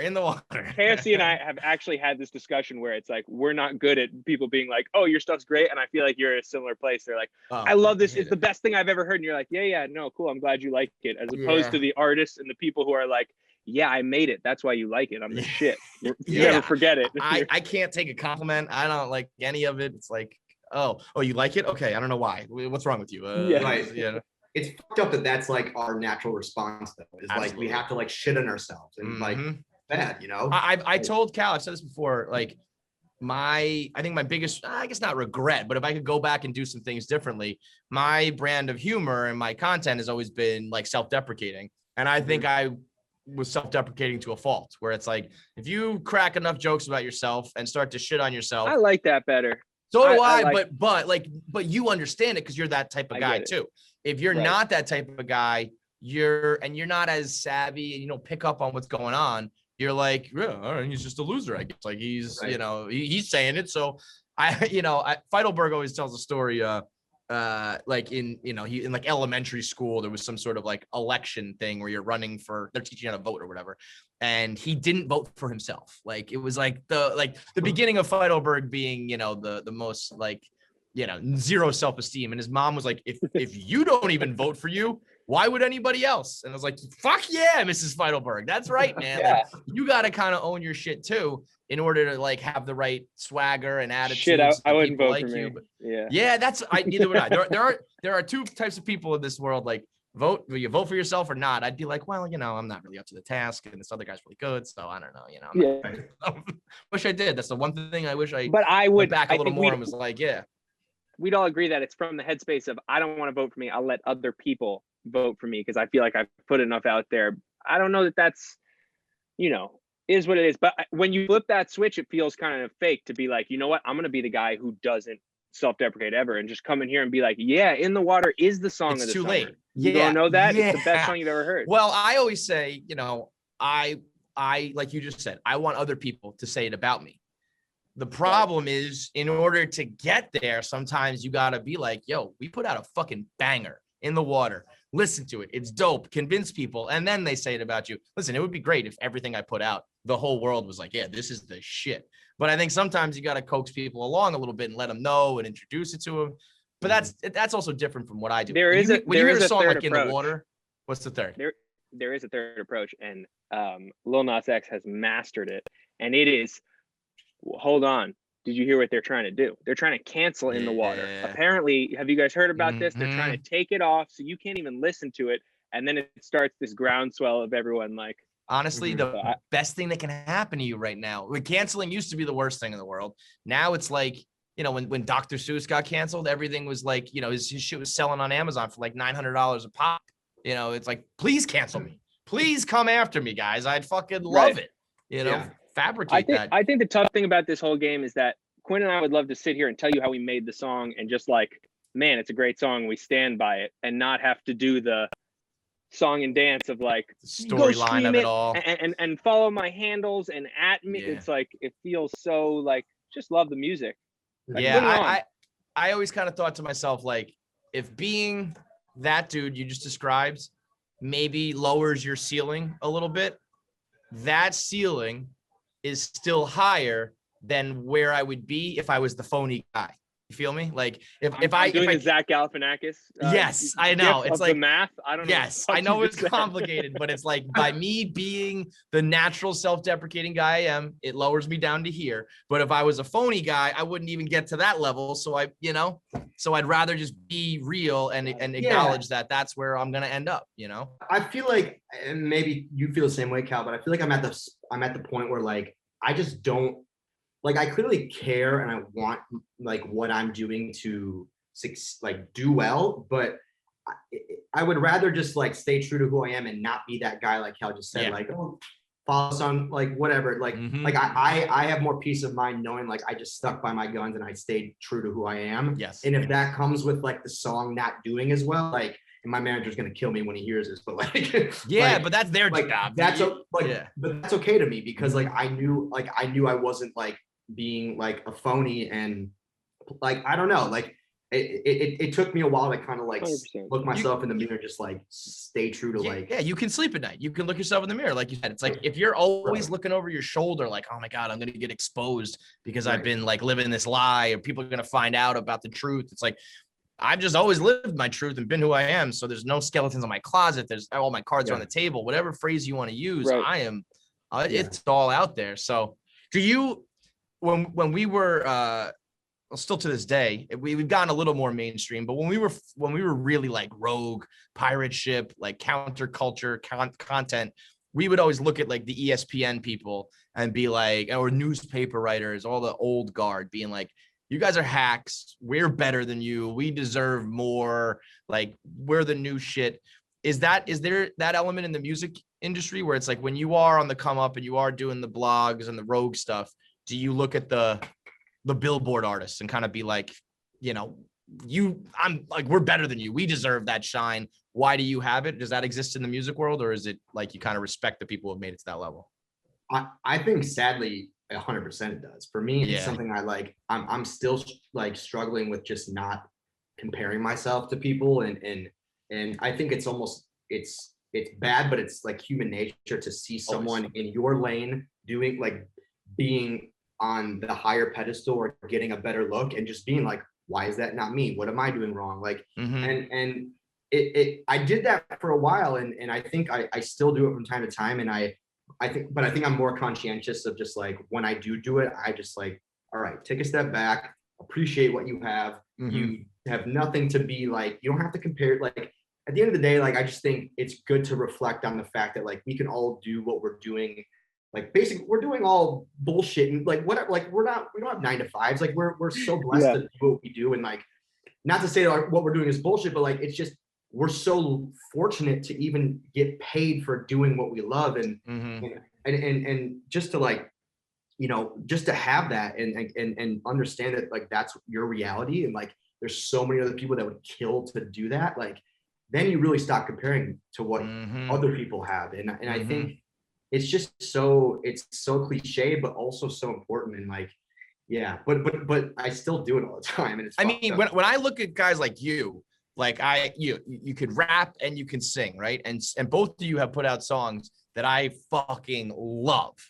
And there are times where I'm like, these motherfuckers should be selling shit like Drake, like doing the same thing as a guy like Drake. Like, why is it not him? And why is it this guy? And why, you know, I was reading the other day, like The Weeknd has been on the charts, the top, whatever, 100 for like 74 weeks in a row in the top 10. It's like, and those guys are dope. Obviously, I like them, but sometimes I'm like, when you do a lot of the similar style of rap and R&B and pop and all that shit, I'm like, why the fuck not these guys instead of those guys? And if I'm doing that as a fan, I wonder if that goes through the heads of artists. I think there's go ahead, Cal. I was gonna say not so much for me. It used to earlier on, but then I realized like, and this is everyone's life is timing and like these weird timing things happen, but we're in such a lottery business of like, you know, sometimes, oh, did you see your song popped because of this or XYZ? And so many artists are made overnight and are big because of this like one thing that happens that I think if you do what you said, Quinn, where you're just like, how do I sleep at night? I stay true to myself. I'm the person in the mirror every day. I think that will happen. Or like, as you said, this is just a fun ass ride.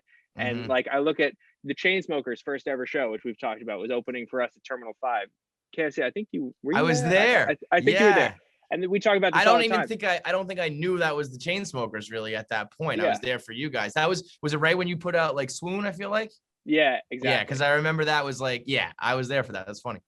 And so the way radio hits work is it's just like, yeah, I guess this song's climbing. We'll throw some shine on that. And they got a couple radio hits and they're great. But I think it is this, you know, it's this industry where you can hit the lotto overnight. And it's like, you are a better man than I am, dude.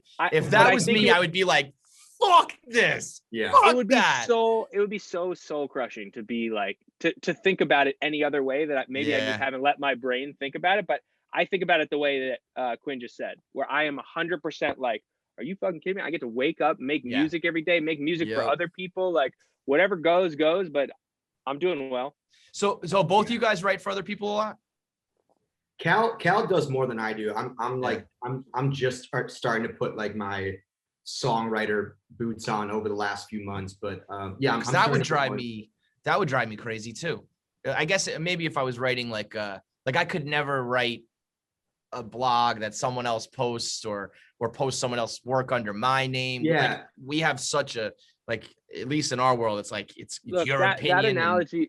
That analogy was tough because I understand you guys being the rogue pirate ship, looking at like Tim Kirchin writing an article and you're like, how is my stuff not getting more shine?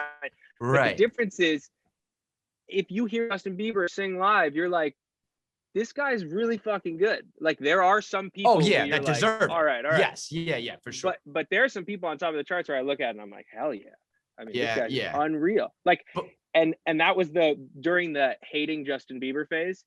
That was one of the things where it's like, all right, he's really fucking good. Pretty good. Yeah. It kind of deserves it. Yeah, it's all about whether you deserve it in my mind. But like you'll write a rap or a hook or a pop song for someone rather than just do it yourself? Is there more money in that? Or like you can just do more of it? What's the reason behind not just making the song yourself?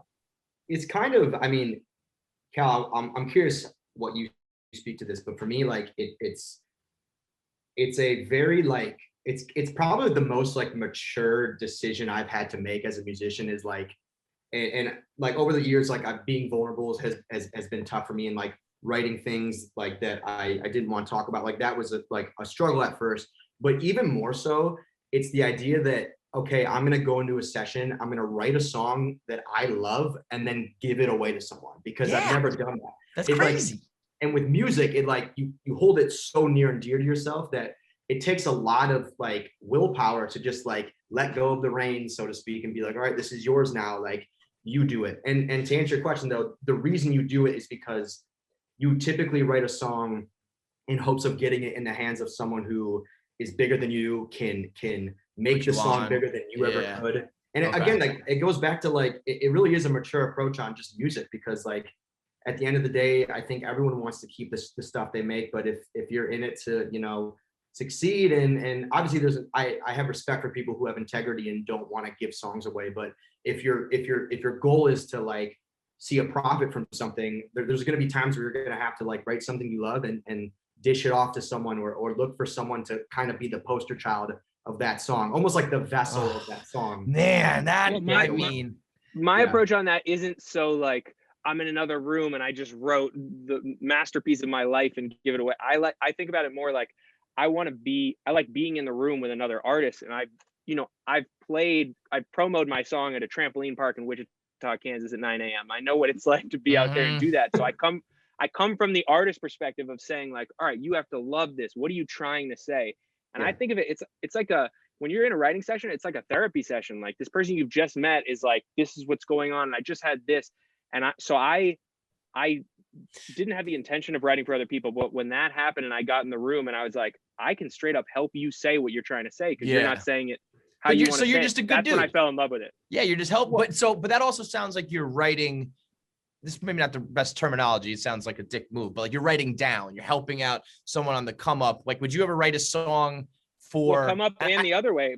I've written for big artists, and so it's just so you don't say it. You won't say the name, right? You'll just say big artists. That I write for big artists. Yeah, well, like would you just be like, I wrote a song for Bieber. I wrote a song for Michael Jackson. I don't know if you've heard of him. Yeah, Beethoven. Heard of it? Yeah, Ludwig von Beethoven. I don't know. I honestly think it has helped my writing so much, because like Quinn and I, we're gonna have to stand by our words and like 100% be like, would I say that? Would I sing that? When you write for someone else, you get to just like let it fly. Sure, you want to say that? Sure. It's helped me dial in exactly what I want so much that I find it to be like cathartic in a way, and also just like I want to be a song. Like growing up and studying music, I loved the people who never got in front of the shine and were the songwriters. Right. I love that stuff. That's like the true craft and art of it, right? It's like but also like, so have you written anything, or like if you wrote something that fucking exploded, would part of you be like, fuck, I should have done that myself? Or like, or you would just be happy like it meant to be that he or she sings it and I wrote it and that's the only way it was ever going to be? Like we have a guy here with $1 million worth of game. We got Gilly the Kid, wrote a lot for Lil Wayne. And even if you listen to a lot of his shit in like the mid 2000s, posted a video of him rapping on in the basement on Rap City on BET back in the day. And it's like Lil Wayne's entire flow sounds like Gilly. And he wrote a lot of Lil Wayne's lyrics. And Wayne is obviously Wayne. And Gilly's done really well for himself, but it's not Lil Wayne. And so part of him's like, fuck Cash Money and fuck all that. Like that would kill me if we didn't have what we have, which is the ability to put out our own music and play, huge shows, then that would kill me. To be like the behind the scenes, never did it. But to say like, oh yeah, that song you're singing along to, I wrote that. I wouldn't. That feeling would be incredible. And then to also have my own stuff, I just think. How common is that? Like when Drake kind of gets like shit for what's that guy? I think his name's like Ryan Miller or something, who wrote a lot of his hooks, and I don't get and it that. became a big thing. And like you just kind of like, you weren't gonna throw names out there. It is kind of this thing where it's like, well, you write it, but let me have the shine. It's kind of an unspoken thing, no? Well, no, because once the song's out, I'd be down with that. But I'm pro collaboration on any level. And so like on the Drake front, like when you see song credits, you don't know exactly what the guy did. It didn't say, hey, I wrote Drake's verses. It could have been like, I was a contributor on the keys. Yeah. I was like, I said, yo, it'd be cooler if this chorus melody went here. If you have like, if your ego is in check enough to say, yo, it'd be cool if you did this, and then gave him the credit. And that's one thing I'll say about Kanye. Kanye always credits. If you click song credits on Spotify, which I urge everyone out there to do, because you'll see there's incredible songwriters. You might love a song from your favorite artist, see it was written by someone, and then see them writing other stuff. But Kanye credits everyone. And that's not like a, and there's obviously some rhyme fest backstories and all this shit. If you're a hip hop head, you know all this. But I just think that's cool to, be comfortable enough with yourself and your music to be like, no, you know what? That guy is adding something and I'm not going to fuck him over. I want to throw his name in the credits.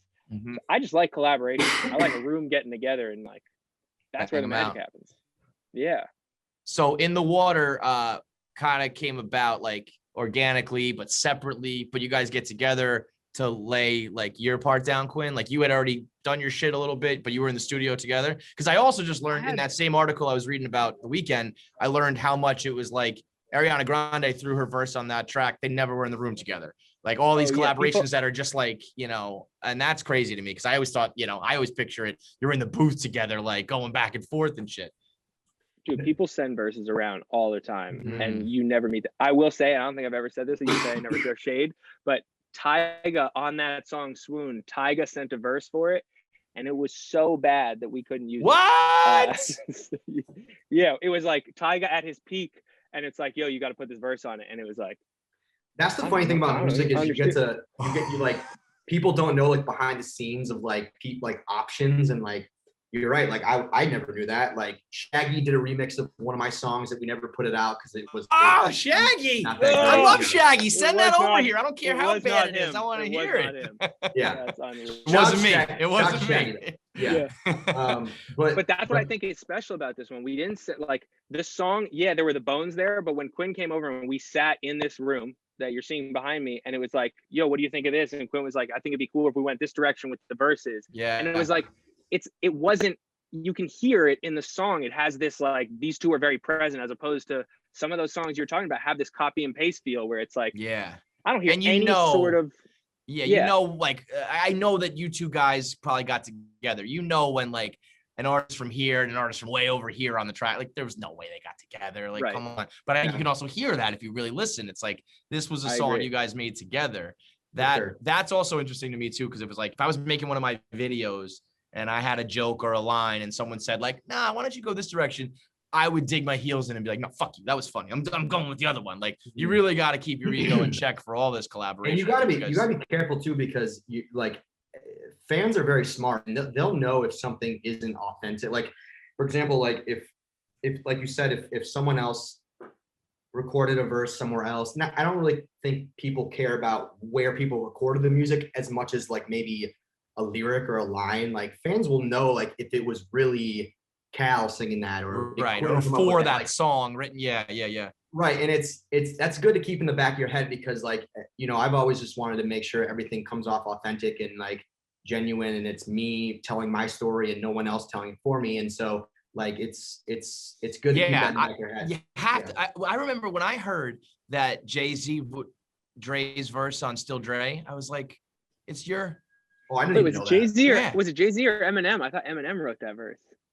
I heard the story I heard was that Jay wrote it, and that Dre was like, because Jay-Z wrote it about like Bentleys and his shit. And he was like, "No, I'm like West Coast. It needs to be more about like low riders and shit." So either way, whether I mean maybe it's an urban But legend. We're both hearing different here's- things. But how here's could my Dre take. not write Still Dre in my mind? It's like I know he's a producer more so, but it's like That's it's gotta crazy be- though. Yeah, But he's got this fire beat, right? Fire. Like it's unbelievable. And it's like, yo, someone could make this even better than it is.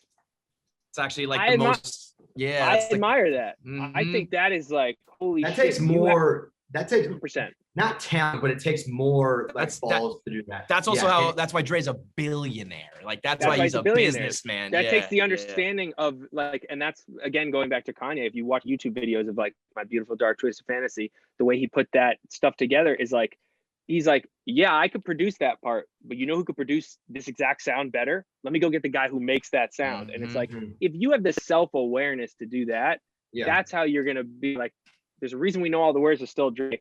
And I've heard some of Dre's raps, and they're not bad, but they're not that. Yeah, they're not that song. There's a reason why that song. Oh, Yeah, but I think Yeah. that's why this song is so good. I think that's why it's in the water. Is like, it's both of you. It's the perfect beat for both of you that you both can be authentically on, and the music video. Like, I mean, that all came together really well, and it does have that. Do you guys think about like putting out every year? If it was me, I'd be like, I want to put out the song of the summer. Is that a thought in your head where it's like, all right, we got to put it out in the springtime-ish and hope that we like bang for the summer, or is it just like you put out when you put out? Not really. Yeah. I don't think so. Yeah. I just I think, would gear up. I would save all my best shit for like April, May every time, just hoping. that honestly, I probably should start having that mentality, because often I'll just make something. I'm like, oh shit, the summer's coming up. This is a good like song. Like that's kind of how the songs come out in the summer. But right. I'm never like sitting in December like freezing my ass off like I gotta make a summer bop, you know? And like, yeah, I gotta, this like, is an October vibe. Right. Yeah. Well, But it's- I guess but it's I not guess a it bad, speaks to it's what we said earlier though. It's like that kind of feels a little forced and phony, where it's like be authentic, and when you make I it, think you make about it. I think about it this way, and I have regrets about some of the stuff I put out in. I think everyone does. You know, some of the Timeflies releases where I'm like, the analogy was always to a baseball player, like watch the hitter who is literally swinging for home runs every time, and Mhm. strikeouts look like, man, did you just Mm. like slip 4 discs? Like Yeah, that yeah. looked terrible. And so I think I look at some of those where you know, and Quinn, you probably heard this line 1,000 times. You get in rooms with like these big label people, and they're like, "You're just one song away. The whole everything's there. You're just one song." And it made like I look back at some of the stuff we made where I was like, I was in that headspace of like, we're one song away. Let's get the song. Like I want to compete, and that's one of the reasons I'm a huge fan of you, Quinn, is that what you said before is so true. You have stuck to like, I'm going to be me 100% of the time, and that's working and gonna still work, because I think, as you said, the fans are smart. They know when you stray away, and it's like, why does this song sound like a male trying Katy Perry as opposed to everything else you put out? Like, yeah, for sure. Lo siento. That's why I like both your guys' music, though. It's like I feel like I used to artists when I was growing up. You know, you like a single, so you buy the whole CD, right? And maybe if you're lucky, there'd be like 4 good, unless you're talking about the greats. Regular people, it's like there's like 4 good songs, and the rest, I'm like, this feels like it should all be cutting room floor. Like, this is not that good. And I feel like guys like you, I don't know if you just know that or just coming up in the blog world and the internet. It's like all your songs are like, they are of a certain quality, like every time, and a certain style that's just like, yep, there's another one. There's another one. There's another one.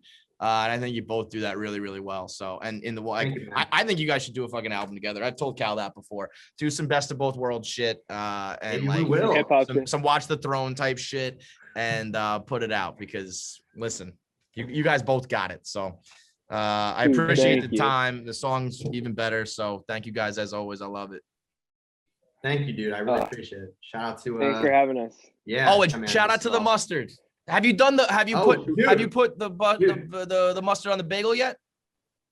No, I haven't actually. Wait, Cal, I need you to weigh on this. He sent me a photo because we switch our relationship to text messaging now. It's getting pretty serious. Whoa. And he's like, he's just like in the way that you just apply cream cheese to a bagel, he's like, just put mustard on a bagel. For me, I don't need any convincing. Mustard is my favorite thing in the world, so I'll have to do that today. But have you tried that before? Have you ever heard of that? Because dude, think about it. Think about pretzel dough. It's just like think about bagel dough. It's just like a pretzel, and you would put mustard on a soft pretzel. I've done, but cream cheese is such an elite. I agree. Spread. I agree. But when I'm having my breakfast bagel, I'm putting a big old smear of cream cheese on. When I walk out of here in the middle of the afternoon and there's a bagel sitting out there, I just do a little squirt of mustard. It's a consistent thing for you. It's not like a once in a blue moon. All the time. But don't you want to? I feel like once you put mustard on, then it's like, okay, I need to put turkey on it. Like it becomes a sandwich. That's how I've grown up. Yeah, I guess if you're, it's more of a snack for me. I'll walk by, I'll grab a half a bagel, I put a little spicy mustard on, maybe even a little yellow. I'll get crazy with it. No calories in mustard. By the way. I know, man. Healthier than cream cheese. So. Absolutely. No calories. But dude, I'm working on recipes right now for mustard. So KFC, I'm gonna send you some. Send them over. I'll put them on a bagel. Quinn, we'll blow them up. Quinn, Walter's Hot Dogs in Mamaroneck, New York, voted number 1 hot dog in the country. It was right behind my high school. It was a real problem. Best mustard I've ever had to date. You can order it. This is not a plug. Don't use my promo code, but you should try it before you make your mustard. What kind of mustard though? What's the flavor? See, I don't know how to answer that question. I think it's like a spicy brown. I don't think it's a yellow. Relish. It's a yellow. Is it? I don't like spicy brown. I'm not into that. I don't know. It's the one mustard I don't The love. mustard guy doesn't do you won't do like a Golden's just brown like a. Not really. Really. Yeah. Holy I might shit. do it. Yeah. I don't know that I could describe a mustard. Well, there's like a yellow and then there's a brown. You know that. Right. There's honey. There's Dijon. Honey mustard, Dijon. Yeah. Yeah, you're right. I know it's that. an intricate world. Yeah. Okay, this might be like a Dijon with some I think there's some relish or something in it. I don't even know. Does that sound right? It is good though. Walter's is fine. Sounds good. That sounds good. All right. Yeah, we'll get together. We'll all get together, have some dogs, some bagels, and some mustard. Deal? I'm gonna flip the switch and be go listen to In the Water right now. Go stream it. It's follow. So sick. Yeah, it's dope. It really is though. It is a summer song. It's a summer banger. I also love fucking summer. It is, and I love that you did the music video. I feel like it's a lost art of doing music videos that we grew up on that people look at us saying we were humble guys. Now it's like not anymore. Not anymore. Yeah. Nope. Song of the fucking song summer you've ever fucking heard in your life. Drake who? Get out of here. All right, boys. Thanks a lot. Thanks, dude. Have a good one. Appreciate it.